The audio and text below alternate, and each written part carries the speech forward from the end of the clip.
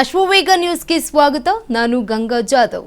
ಇದೀಗ ಉದ್ಯೋಗಾಂಕ್ಷಿಗಳಿಗೆ ರಾಜ್ಯ ಸರ್ಕಾರದಿಂದ ಗುಡ್ ನ್ಯೂಸ್ ಸಿಗ್ತಾ ಇರುವಂಥದ್ದು. ಉದ್ಯೋಗದ ನಿರೀಕ್ಷೆಯಲ್ಲಿದ್ದವರಿಗೆ ಸಿಹಿ ಸುದ್ದಿ ಕೊಟ್ಟಿದೆ ರಾಜ್ಯ ಸರ್ಕಾರ. ದಿನದೂಡಿದ್ದಂತಹ ಆಕಾಂಕ್ಷಿಗಳ ಮುಖದಲ್ಲಿ ಈಗ ಮಂದಹಾಸ ಮೂಡ್ತಾ ಇದೆ. ಕೆಪಿಎಸ್ಸಿ ಹಾಗೆ ಉದ್ಯೋಗಾಂಕ್ಷಿಗಳಿಗೆ ರಾಜ್ಯ ಸರ್ಕಾರದಿಂದ ಗುಡ್ ನ್ಯೂಸ್ ಸಿಗ್ತಾ ಇರುವಂಥದ್ದು. ಉದ್ಯೋಗದ ನಿರೀಕ್ಷೆಯಲ್ಲಿದ್ದವರಿಗೆ ಸಿಹಿ ಸುದ್ದಿಯನ್ನ ಕೊಟ್ಟಿದೆ ರಾಜ್ಯ ಸರ್ಕಾರ. ದಿನ ದೂಡ್ತಾ ಇದ್ದಂತಹ ಆಕಾಂಕ್ಷಿಗಳ ಮುಖದಲ್ಲಿ ಮೂಡಿದೆ ಮಂದಹಾಸ. ಕೆಪಿಎಸ್ಸಿ ಹಾಗೆ ಕೆಇಎ ಮೂಲಕ ಖಾಲಿ ಹುದ್ದೆಗಳ ಭರ್ತಿಗೆ ಈಗ ಮುಂದಾಗಿರುವಂಥದ್ದು. ಕಂದಾಯ, ಪೊಲೀಸ್, ಅಬಕಾರಿ, ಅರಣ್ಯ, ರೇಷ್ಮೆ ಇಲಾಖೆ ಸೇರಿದಂತೆ ನಾನಾ ಇಲಾಖೆಗಳಿಗೆ ಖಾಲಿ ಇರುವಂತಹ ಹುದ್ದೆ ಭರ್ತಿಗೆ ನಿರ್ಧಾರವನ್ನ ಮಾಡಲಾಗಿದೆ. ಹುದ್ದೆ ಭರ್ತಿ ಮಾಡಿ ಆಡಳಿತ ಯಂತ್ರಕ್ಕೆ ವೇಗ ನೀಡಲು ನಿರ್ಧಾರವನ್ನ ಮಾಡಲಾಗ್ತಾ ಇದೆ. ಒಳ ಮೀಸಲು ಮತ್ತಿತರ ಕಾರಣಕ್ಕೆ ನೆನೆಗುದ್ದಿಗೆ ಬಿದ್ದಿದ್ದಂತಹ ನೇಮಕಾತಿ ಪ್ರಕ್ರಿಯೆ ಅಧಿಸೂಚನೆ ಹಂತಕ್ಕೆ ಬಂದು ತಲುಪಿದ ನೇಮಕಾತಿ ಪ್ರಕ್ರಿಯೆ ಅಂದುಕೊಂಡಂತೆ ನಡೆದ್ರೆ ಜುಲೈನಲ್ಲಿಯೇ ಇದೊಂದು ಪ್ರಕ್ರಿಯೆ ಶುರುವಾಗುತ್ತೆ. ಆಗಸ್ಟ್ ಹಾಗೆ ಸೆಪ್ಟೆಂಬರ್ನಲ್ಲಿ ಸ್ಪರ್ಧಾತ್ಮಕ ಪರೀಕ್ಷೆ ನಡೆಯುವ ಸಾಧ್ಯತೆ ಇದೆ. 400ಕ್ಕೂ ಹೆಚ್ಚು ಕೆಎಎಸ್ ಅಧಿಕಾರಿಗಳ ನೇಮಕಕ್ಕೆ ನಿರ್ಧಾರವನ್ನ ಕೂಡ ಮಾಡಲಾಗಿದೆ. ನೆನೆಗುದ್ದಿಗೆ ಬಿದ್ದಿದ್ದಂತಹ 400ಕ್ಕೂ ಹೆಚ್ಚು ಕೆಎಎಸ್ ಹುದ್ದೆ ನೇಮಕಾತಿ ಆಡಳಿತ ಸುಧಾರಣೆ ಆಯೋಗ, ಆರ್ಥಿಕ ಇಲಾಖೆಯಿಂದ ಈಗ ಸಮ್ಮತಿ ಸಿಕ್ಕಿದೆ. ಜುಲೈ ಮಧ್ಯಭಾಗದಲ್ಲಿ ಅಧಿಸೂಚನೆ ಹೊರಡಿಸುವ ಸಾಧ್ಯತೆ ಇದೆ. 1 ತಿಂಗಳು ನೇಮಕಾತಿ ಅರ್ಜಿ ಆಹ್ವಾನಕ್ಕೆ ಅವಕಾಶವನ್ನ ಕಲ್ಪಿಸಲಾಗಿರುವಂಥದ್ದು. ನವೆಂಬರ್ ಹಾಗೆ ಡಿಸೆಂಬರ್ ವೇಳೆಗೆ ಮೊದಲ ಸುತ್ತಿನ ಪರೀಕ್ಷೆ ನಡೆಯುವ ಸಾಧ್ಯತೆ ಇದೆ. ಇನ್ನು ಉದ್ಯೋಗಾಂಕ್ಷಿಗಳಿಗೆ ಈಗ ರಾಜ್ಯ ಸರ್ಕಾರದಿಂದ ಗುಡ್ ನ್ಯೂಸ್ ಸಿಗ್ತಾ ಇರುವಂಥದ್ದು. ಉದ್ಯೋಗದ ನಿರೀಕ್ಷೆಯಲ್ಲಿದ್ದವರಿಗೆ ಸಿಹಿ ಸುದ್ದಿಯನ್ನ ಕೊಟ್ಟಿದೆ ಕಾಂಗ್ರೆಸ್ ಸರ್ಕಾರ. ದಿನ ದೂಡ್ತಾ ಇದ್ದಂತಹ ಆಕಾಂಕ್ಷಿಗಳ ಮುಖದಲ್ಲಿ ಈಗ ಮಂದಹಾಸ ಮೂಡ್ತಾ ಇದೆ. ಕೆಲಸ ಸಿಗುವಂತಹ ನಿರೀಕ್ಷೆಯಲ್ಲಿ ಕೆಪಿಎಸ್ಸಿ ಹಾಗೆ ಕೆಇಎ ಮೂಲಕ ಖಾಲಿ ಹುದ್ದೆಗಳ ಭರ್ತಿಗೆ ಈಗ ಚಾಲನೆ ಸಿಗ್ತಾ ಇದೆ. ಕಂದಾಯ ಹಾಗೆ ಪೊಲೀಸ್, ಅಬಕಾರಿ, ಅರಣ್ಯ, ರೇಷ್ಮೆ ಇಲಾಖೆ ಸೇರಿದಂತೆ ನಾನಾ ಇಲಾಖೆಗಳಿಗೆ ಈಗ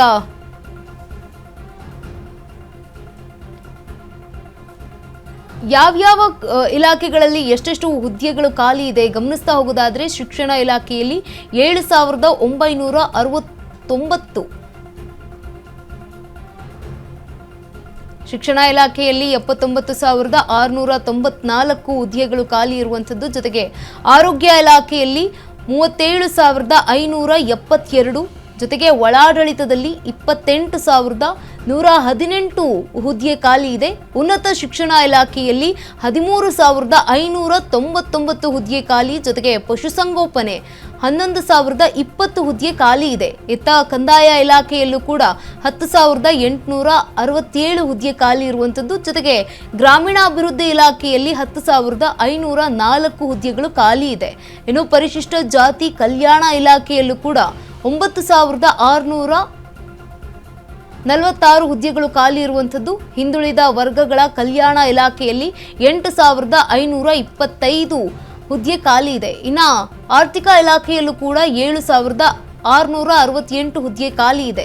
ಇನ್ನು ಕಾನೂನು ಇಲಾಖೆಯಲ್ಲೂ ಕೂಡ 7,659 ಹುದ್ದೆ ಖಾಲಿ ಇರುವಂಥದ್ದು. ಜೊತೆಗೆ ಕೃಷಿ ಇಲಾಖೆಯಲ್ಲೂ ಕೂಡ 6,876, ಜೊತೆಗೆ ಅರಣ್ಯ ಇಲಾಖೆಯಲ್ಲೂ ಕೂಡ 6,478 ಹುದ್ದೆ ಖಾಲಿ ಇದೆ. ಇನ್ನು ಸಿಬ್ಬಂದಿ ಮತ್ತು ಆಡಳಿತ ಸುಧಾರಣೆ ಇಲ್ಲೂ ಕೂಡ 6,190 ಹುದ್ದೆ ಖಾಲಿ ಇರುವಂಥದ್ದು. ಜೊತೆಗೆ ಅಲ್ಪಸಂಖ್ಯಾತ ಕಲ್ಯಾಣ ಇಲಾಖೆಯಲ್ಲೂ ಕೂಡ 4,972 ಮತ್ತು ಮಕ್ಕಳ ಮತ್ತು ಮಹಿಳಾ ಕಲ್ಯಾಣ ಇಲಾಖೆಯಲ್ಲೂ ಕೂಡ 3,391 ಹುದ್ದೆ ಖಾಲಿ ಇದೆ. ಇನ್ನು ಕಾರ್ಮಿಕ ಇಲಾಖೆಯನ್ನು ಕೂಡ ಗಮನಿಸ್ತಾ ಹೋಗೋದಾದ್ರೆ ಇಲ್ಲೂ ಕೂಡ 2,668 ಹುದ್ದೆ ಖಾಲಿ ಇದೆ. ಜೊತೆಗೆ ಆಹಾರ ಇಲಾಖೆಯಲ್ಲೂ ಕೂಡ 1,442. ಇನ್ನು ಮೀನುಗಾರಿಕೆ ಇಲಾಖೆಯಲ್ಲೂ ಕೂಡ 838 ಹುದ್ದೆಗಳು ಖಾಲಿ ಇದೆ. ಈ ಎಲ್ಲ ಹುದ್ದೆಗಳಿಗೂ ಈಗ ಭರ್ತಿಗೆ ಅರ್ಜಿಯನ್ನ ಆಹ್ವಾನವನ್ನ ಕರೆಯಲಾಗಿರುವಂಥದ್ದು. ಅರಣ್ಯ ಇಲಾಖೆ ಹಾಗೆ ರೇಷ್ಮೆ ಇಲಾಖೆ ಸೇರಿದಂತೆ ವಿವಿಧ ಇಲಾಖೆಗಳ ಹುದ್ದೆ ಭರ್ತಿಗೆ ಈಗ ನಿರ್ಧಾರವನ್ನ ಕೈಗೊಳ್ಳಲಾಗಿದೆ ಸರ್ಕಾರದ ವತಿಯಿಂದ. ಆಡಳಿತ ಯಂತ್ರಕ್ಕೆ ವೇಗ ನೀಡೋದಕ್ಕೆ ಈಗ ನಿರ್ಧಾರವನ್ನು ಕೂಡ ಮಾಡಲಾಗಿರುವಂಥದ್ದು. ಒಳ ಮೀಸಲು ಮತ್ತು ಮತ್ತಿತರ ಕಾರಣಕ್ಕೆ ಈ ಒಂದು ನೆನೆಗುದ್ದಿಗೆ ಬಿದ್ದಿದ್ದಂತಹ ಪ್ರಕ್ರಿಯೆ ಈಗ ಆರಂಭ ಆಗ್ತಾ ಇದೆ. ಅಧಿಸೂಚನೆ ಹಂತಕ್ಕೆ ಬಂದು ತಲುಪಿದೆ ಈ ಒಂದು ನೇಮಕಾತಿ ಪ್ರಕ್ರಿಯೆ. ಈ ಮೂಲಕ ಉದ್ಯೋಗಾಂಕ್ಷಿಗಳಿಗೆ ಸರ್ಕಾರದಿಂದ ಗುಡ್ ನ್ಯೂಸ್ ಸಿಗ್ತಾ ಇರುವಂಥದ್ದು. ಉದ್ಯೋಗದ ನಿರೀಕ್ಷೆಯಲ್ಲಿದ್ದವರಿಗೆ ಈಗ ಸರ್ಕಾರದಿಂದ ಸಿಹಿ ಸುದ್ದಿ ಸಿಗ್ತಾ ಇದೆ. ಆಕಾಂಕ್ಷಿಗಳ ಮುಖದಲ್ಲಿ ಈಗ ಮಂದಹಾಸ ಮೂಡ್ತಾ ಇರುವಂಥದ್ದು ಈ ಒಂದು ಪ್ರಕ್ರಿಯೆ. ಕೆಪಿಎಸ್ಸಿ ಹಾಗೆ ಕೆಇಎ ಮೂಲಕ ಖಾಲಿ ಹುದ್ದೆಗಳ ಭರ್ತಿಗೆ ಸೂಚನೆ ಕೂಡ ಸಿಕ್ಕಿರುವಂಥದ್ದು. ಕಂದಾಯ ಜೊತೆಗೆ ಪೊಲೀಸ್, ಅಬಕಾರಿ ಇಲಾಖೆ ಮತ್ತು ಅರಣ್ಯ, ರೇಷ್ಮೆ ಇಲಾಖೆ, ಈ ಒಂದು ಎಲ್ಲ ಇಲಾಖೆಗಳಿಗೂ ಸೇರಿದಂತೆ ಖಾಲಿ ಇರುವಂತಹ ಹುದ್ದೆಯ ಭರ್ತಿಗೆ ಈಗ ನಿರ್ಧಾರವನ್ನ ಮಾಡಲಾಗಿರುವಂಥದ್ದು ಸರ್ಕಾರದಿಂದ.